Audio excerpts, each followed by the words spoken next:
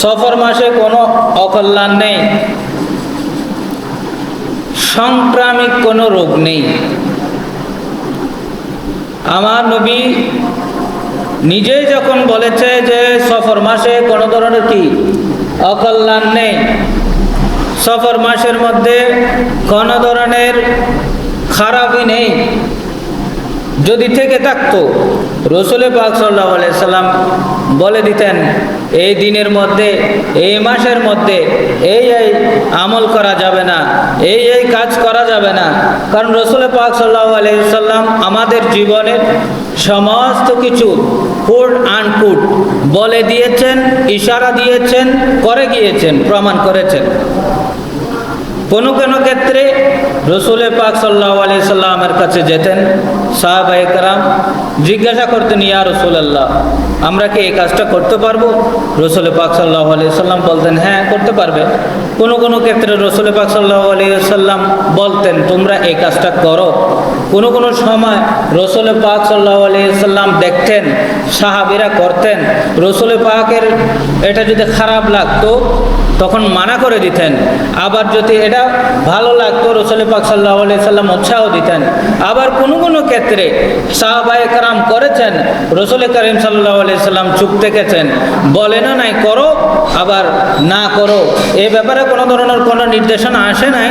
সেহেতু এই মাস সম্পর্কে রসুল পাক সাল্লাল্লাহু আলাইহি সাল্লাম ইরশাদ করেছেন যে সফর মাসে কোনো ধরনের অকল্যাণ নেই। এই মাস যে গত মাসগুলোতে আমরা যেভাবে আমাদের কাজগুলোকে কন্টিনিউ করতে পেরেছি, যেভাবে ইবাদত করতে পেরেছি, যেভাবে রোজা রাখতে পেরেছি, যেভাবে আমাদের দান সাখাত করতে পেরেছি, বিয়ে শাদী করাতে পেরেছি, সেভাবে আমরা এই মাসেও করতে পারবো ইনশাআল্লাহ। সকলে বলে আলহামদুলিল্লাহ। সম্মানিত সামিঈন ইকরাম, এই মাস আসলেই মানুষের মনে একটা আতঙ্ক তৈরি হয়, এটা হচ্ছে রোগ বলা মুসিবত। অর্থাৎ এই মাসকে কেন্দ্র করে অনেকের অনেক প্রশ্ন থাকে, সফর মাসে বিয়ে করতে পারবে কিনা, সফর মাসে রোগ বলা বেশি হয়, সফর মাসে এটা করা যায় না, ওইটা করা যায় না। তো এভাবেই অনেক ক্ষেত্রে দেখা যায় তাদের মধ্যে সন্দিহান থেকে থাকে। আবার বলে মহরম মাসে আগব হবে, উঠাই নিয়ে আসতে পারবে, সফর মাসে উঠাই নিয়ে আসতে পারবে, সমস্যা নাই। এটা সমস্যার কোথায় আমি কিছু দেখলাম না। এই মাসের মধ্যে আল্লাহ কি রহমত থেকে বঞ্চিত রেখেছেন কাউকে? আল্লাহ কি ঘোষণা দেন না লা তাকনাতু মির রাহমাতিল্লাহ, তোমরা আমার রহমত থেকে নিরাশ হয়েও না? এই মাসে কি আল্লাহ রহমত দেওয়া বন্ধ করেছেন, রিজিক দেওয়া বন্ধ করেছেন? এই মাসে কি আল্লাহ কারো প্রতি দয়া করা বন্ধ করে দিয়েছেন? তো এই মাস কেন অকল্যাণ হবে?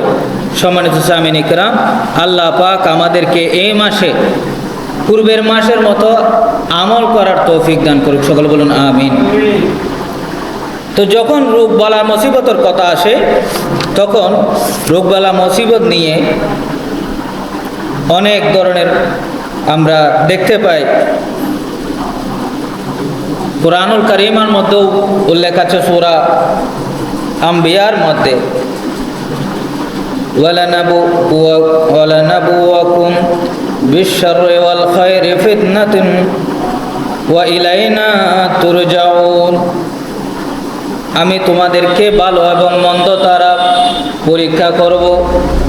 আমি তোমাদেরকে তোমাদের মাল ধন দৌলত চিনিয়ে তোমাদেরকে পরীক্ষা করব, তোমাদেরকে এমন এমন কষ্ট দেব যে কষ্টের মধ্যে আমি তোমাদেরকে পরীক্ষা করব এবং তোমরা সকলে আমার দিকে ফিরে আসবে।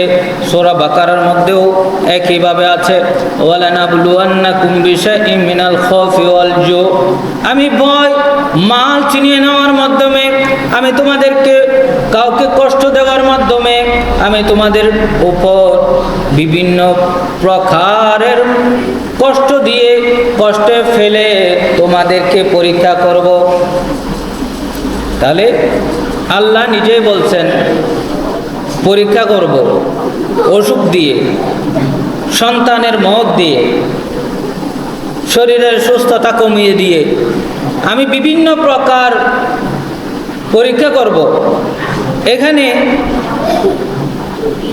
মুহররম মাস, সফর মাস রবিউল আউয়াল মাস, রবিউল সানি মাস, জুমাদাল আউয়াল, জুমাদাল সানি মাস, এগুলোর কি? আচ্ছা, এই মাসে সুস্থ, এই মাসে কেউ অসুস্থ হয়েছে, সেটার জন্য এই মাসকে দায়ী করা যাবে? আমি যদি বৃষ্টিতে ভিজি, এখন গিয়ে বৃষ্টিতে ভিজি, রোদে শুকায়, আবার ভিজি, আবার শুকায়, আবার ভিজি, আবার শুকায়, আমার জ্বর উঠলো বা সর্দি হলো, আমি এখন ভিজে গিয়ে আমি ফ্যানের নিচে দাঁড়ায় থাকলাম, আমার কাশি হয়ে গেল, আমার কফ লেগে গেল, এই মাসকে আমি দায়ী করতে পারবো? এটা তো রবিউল আউয়াল মাসে হতে পারে, রবিউল সানি মাসে হতেও পারে, মুহররম মাসে হতে পারে, দুলহজ মাসে হতে পারে, যে কোনো মাসে হতে পারে। তাহলে কি আমি ওই মাসকে দায়ী করব? ওই মাসের সাথে আমার শরীরের সুস্থতার সাথে আমার সাথে কিসের এত সম্পর্ক? ওই মাস তো আল্লাহ রাব্বুল আলামিন, ওই দিনগুলো তো আল্লাহ রাব্বুল আলামিন দিয়েছেন, আর কাজটা করেছি কি? আমি তার উল্টো করেছি। আল্লাহ আমাকে বলেছেন যেভাবে করার জন্য, সেভাবে আমি করি নাই, আমি করেছি তার উল্টো। হয়ে গেল কি? আমার অসুস্থতায় আমাকে চেপে ধরল। কোরআন শরীফের মধ্যে সূরা নিসা আয়াত নম্বর হচ্ছে ৭৯, মা মিন আসাবাকা মিন হাসানাতিন ফামিনাল্লাহ। আল্লাহ রাব্বুল আলামিন বলেন, যা কিছু তোমাদের কল্যাণ হয়, ভালো হয়, উত্তম হয়, তোমাদের জন্য যা কিছু সুন্দর হয়, যা ভালো হয়, শরীরের, খাবারের, সম্পদের যা ভালো হয়, সমস্ত কিছু ফামিনাল্লাহ, আল্লাহর পক্ষ থেকে হয়ে থাকে। ওয়ামা আসাবাকা মিন সাইয়্যাতি ফামিন নাফসিক। তোমরা যারা অসুস্থ হও, তোমাদের যেগুলো কল্যাণ হয়, খারাপ হয়, তোমাদের অসুখ বিসুখ হয়ে থাকে, তোমরা অ্যাক্সিডেন্ট হয়ে থাকো, এগুলো সবগুলো হচ্ছে তোমার নিজের কারণে হয়েছে। সুবহানাল্লাহ। এখানে আল্লাহ রাব্বুল আলামিন একদম স্পষ্টভাবে বলছে যে সমস্ত কিছু ভালো হচ্ছে। আপনি হুট করে নামাজে দাঁড়িয়ে গেলেন, পথ দিয়ে যাচ্ছেন, মনের ইচ্ছা হলো যে না, আমি আসরের নামাজটা পড়ে যাই, ফজরের নামাজটা পড়ে যাই, মাগরিবের নামাজটা এই মসজিদে পড়ে যায়। পথ দিয়ে যাওয়ার সময় বাড়িতে গিয়েও পড়তে পারতাম, কিন্তু আপনি ঢুকে গেলেন মসজিদে। এটা আল্লাহ আপনাকে এই কল্যাণের দিকে পাঠিয়েছেন। সকলে বলে সুবহানাল্লাহ।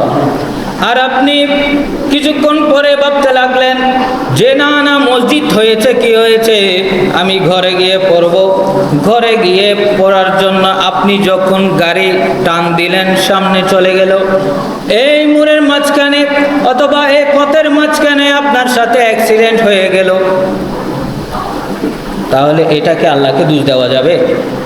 আল্লাহকে কোনো প্রকার দোষ দেওয়া যাবে না। আল্লাহ আপনার মনের মধ্যে এই চিন্তা ঢুকিয়েছেন যে তুমি নামাজটা পড়ে নাও, নামাজ পড়লে তোমার বলা কেটে যাবে, ফকিরকে কিছু দান খয়রাত করে দাও, তোমার বলা কেটে যাবে, মুসিবত কেটে যাবে, তোমরা কিছু মিসকিনকে খাওয়াই দাও, বলা মুসিবত কেটে যাবে। এগুলো আল্লাহ রাব্বুল আলামিন আপনার আমার মনে দিয়ে থাকেন, মনের মধ্যে দিয়ে থাকেন, হয়ে থাকে, আপনার চিন্তা এসে থাকে, কিন্তু আপনি বলেন যে না, কালকেই করব, পরশু দিন করবো, যে আগামী জুমায় দাঁড়াবো, যে আগামী জুমায় গিয়ে বলে দিলে হয়ে যাবে। তো এরকম একটা চিন্তা আজকে না করে কালকে, অথচ আপনার মন আল্লাহ আপনার ভিতরে ঢুকিয়ে দিয়েছে এই কাজটা আজকে করলে সুন্দর হবে। আপনি নিজেকে নিজে বোঝাচ্ছেন যে না, আমি হয়তো কালকে যাবো, যে এখন একটু রেস্ট করি না। তখন আল্লাহ রাব্বুল আলামিন আপনার এই রেস্টের বদৌলতে, এই রেস্ট করার মধ্যেই বা ঘোরাফেরার করার মধ্যেই আপনাকে একটা রোগ দিয়ে বসবেন। এটা আল্লাহ দিবেন না, এটা আপনি নিয়ে আসবেন। যে এই বলাটা আপনি যখন দৌড়ে গিয়ে মসজিদে যাবেন তখন কেটে যেত, দৌড়ে গিয়ে ভালো কাজে শরীক হতেন, কেটে যেত। এই যে বন্যা হলো, এই বন্যাগুলো কিছুদিনের মধ্যে আমাদের এই চট্টগ্রাম বিভিন্ন এলাকার মধ্যে, আপনি যদি ঘর থেকে বের হয়ে দান সাকাত করতেন, আপনার অনেক বলা কেটে যেত। কিন্তু আপনি বলছেন না, আমি দেখি, ইউটিউবে দেখি, ফেসবুকে দেখি কেমন হচ্ছে, কোথায় হচ্ছে, সাহায্য করতে বের হলেন না। ওই সাহায্য করতে বের না হওয়ার ফলে আপনার ঘরেও সেই ধরনের একটা বিপদ চলে আসছে।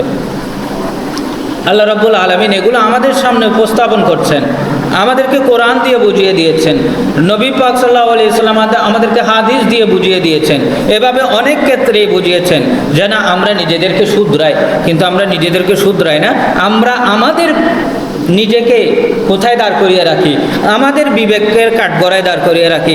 আমার যখন ইচ্ছা হয়ে যাব, হ্যাঁ, আমার যখন ইচ্ছা হয়ে আসব, আমার যখন ইচ্ছা হয় ওই কাজটা করব। তা আল্লাহ রব্বুল আলামিন আমাদেরকে যখনই এই এলহাম করেন, দয়া করেন, আমরা যেন দ্রুত বিছানা থেকে উঠে ঘর থেকে বের হয়ে এই কল্যাণকর কাজের মধ্যে নিজেকে শামিল করি। আল্লাহ পাক আমাদেরকে এই কাজ করার তৌফিক দান করুক, সকলে বলুন আমিন। এবং আরও আয়াতে সূরা আশ-শুরার মধ্যে ওয়ামা আসাবাকুম মিন মুসিবাতিন ফামিমা কাসাবাত আইদিকুম ওয়া ইয়াফু আন কাসীর, তোমাদের উপর যে বিপদ আপদ পতিত হয় এগুলো তোমাদের কর্মফল। একই কথা, এই যে আমাদের কর্মফল আমাদের সামনে উপস্থিত, আর তোমাদের অনেক গুনাহ এর মাধ্যমে ক্ষমা করে দেন। অর্থাৎ গায়ে জ্বর, আমি কিছুক্ষণ আগে গায়ে জ্বরের কথা বললাম, সর্দির কথা বললাম। রাসূল পাক সাল্লাল্লাহু আলাইহি সাল্লামের দরবারে একজন মানুষ উপস্থিত হলেন। রাসূল পাক সাল্লাল্লাহু আলাইহি সাল্লামকে রাসূল পাক সাল্লাল্লাহু আলাইহি সাল্লাম ওই মানুষকে জিজ্ঞেস করলেন যে তোমার কি কখনো জ্বর হয়েছে? ওই ব্যক্তি বলে জ্বর কি? রাসূল পাক সাল্লাল্লাহু আলাইহি সাল্লাম ব্যাখ্যা দিলেন যে শরীরের মধ্যে একটা উত্তাপ সৃষ্টি হওয়া, এখানে এমন উত্তাপ সৃষ্টি হওয়া, নিজের কাছে কিছু ভালো লাগে না, স্বাদ নষ্ট হয়ে যায়, তোমার হাঁটতে ইচ্ছা করে না, বলতে ইচ্ছা করে না, কোনো কাজ করতে ইচ্ছা করে না। বলে যে না, আমার কখনো এই ধরনের কোনো কাজ হয় নাই, এই ধরনের কোনো অসুস্থতা আমার মধ্যে দেখা দেয় নাই।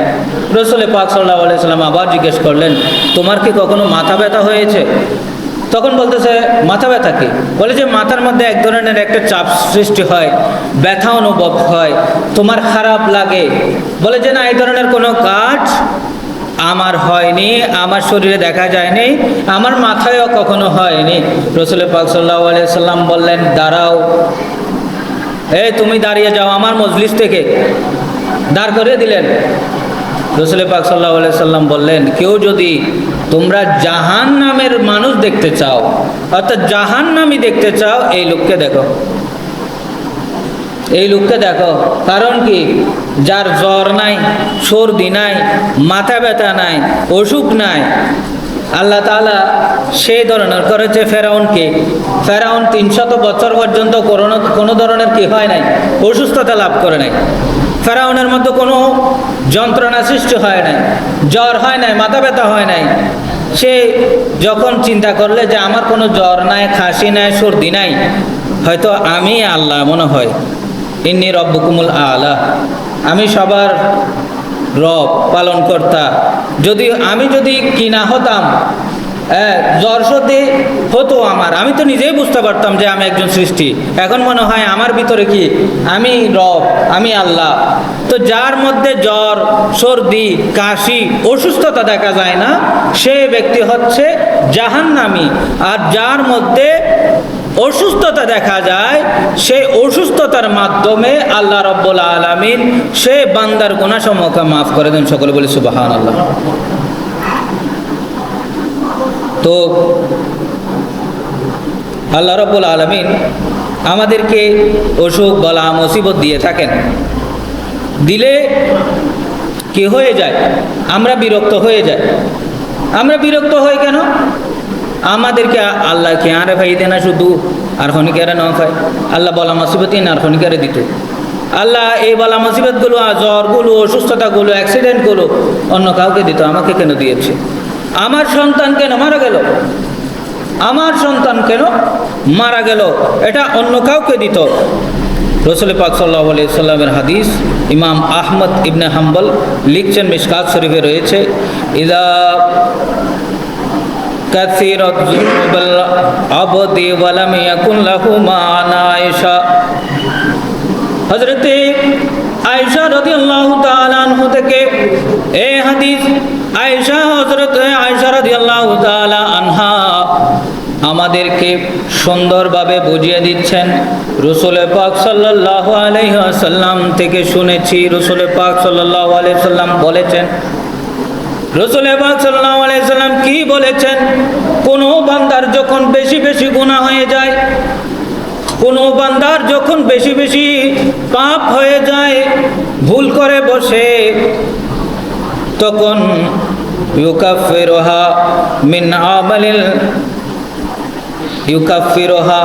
মিন আমালিন, তার গুনাহগুলো মোছার জন্য এমন কোনো কিছু আমল তার আমলনামায় পাওয়া যায় না।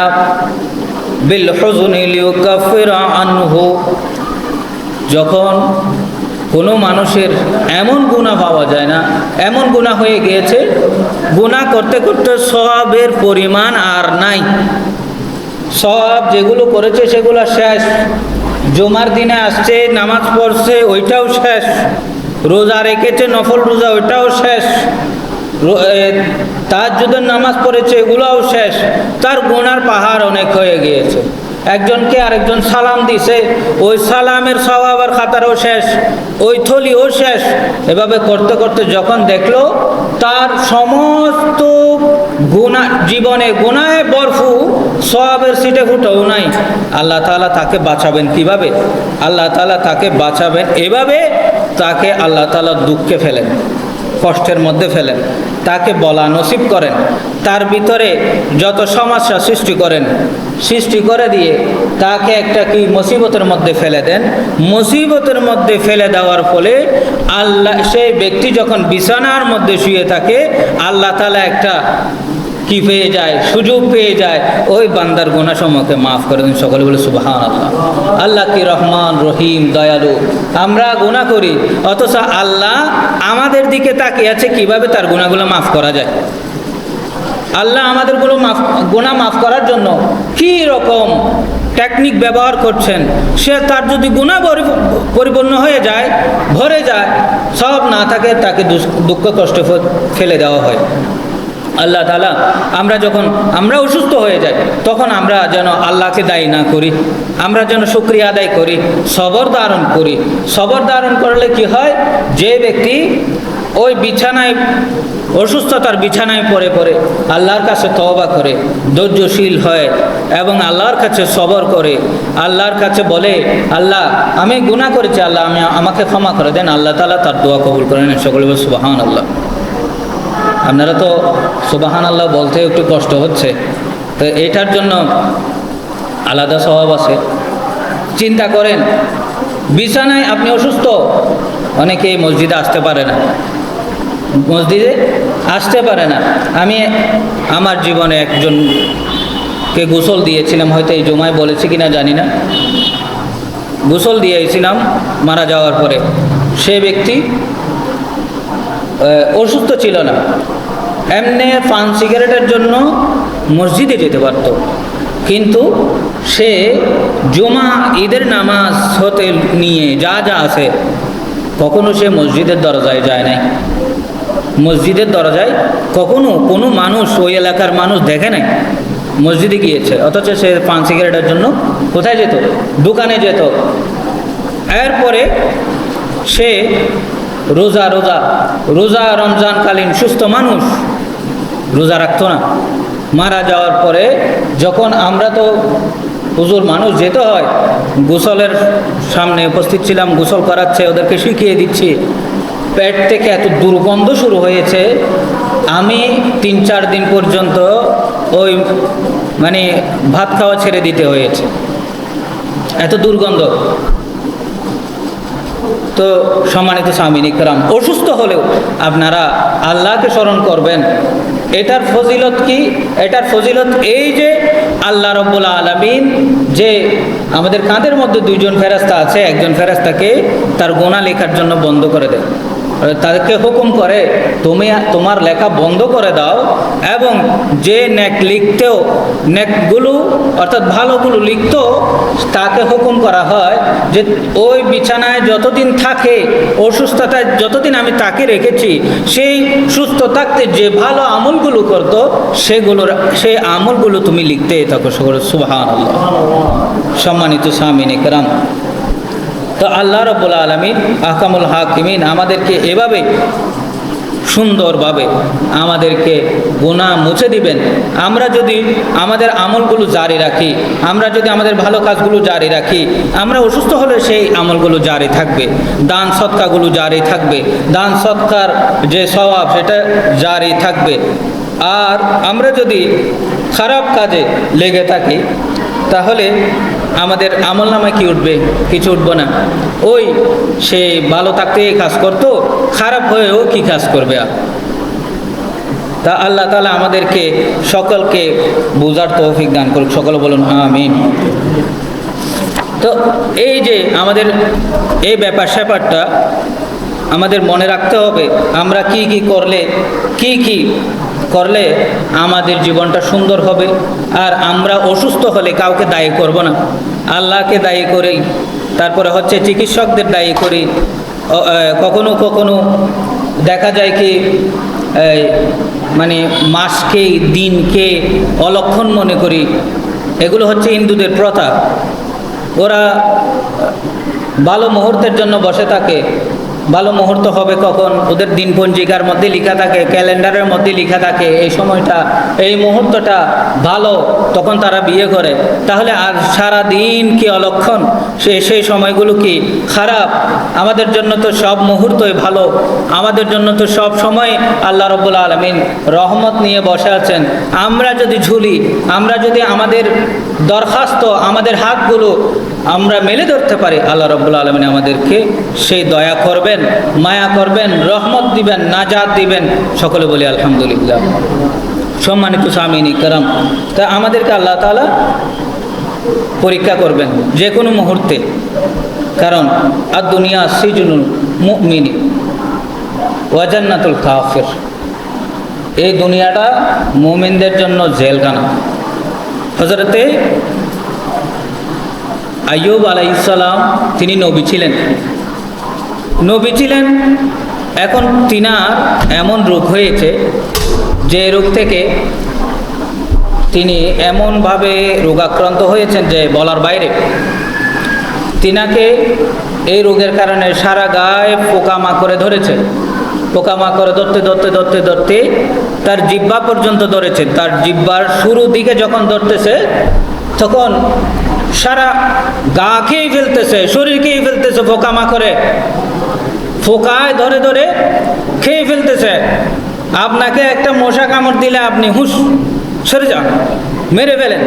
মাছি ডিস্টার্ব করলে আপনি বলেন এত মাছি কোথা থেকে আসলো? একটা ব্যাঙ ঢুকলে, একটা সামান্য বিচ্ছু দেখলে আপনি তা নিয়ে কী করেন? মানে খুব অনীহা প্রকাশ করে না। এখানে হযরত আইয়ুব আলাইহিস সালামকে একে একে খেতে জিহ্বায় ধরলেন। যখন জিহ্বায় ধরলেন, তখন তিনি চোখের পানি ছেড়ে দিয়ে আল্লাহর দরবারে বললেন, আল্লাহ, এই একমাত্র জিহ্বাটা দিয়ে, আর সারা শরীরকেই ফেলুক সমস্যা নাই, জিহ্বাটা দিয়ে তো আমরা জিকির করি, এটা কেন খাবো? তখন এই কথার উপরে আল্লাহ রাব্বুল আলামিন কি করলেন? রাজি হয়ে গেলেন। এই কথার উপরেই আল্লাহ তাআলা কি হয়ে গেলেন? রাজি হয়ে গেলেন। সাথে সাথে হযরত আইয়ুব আলাইহিস সালামকে বললেন, আইয়ুব, পায়ের নিচে তুমি যেখানে বসে আছো তোমার পা দিয়ে একটু ঠেলা দাও।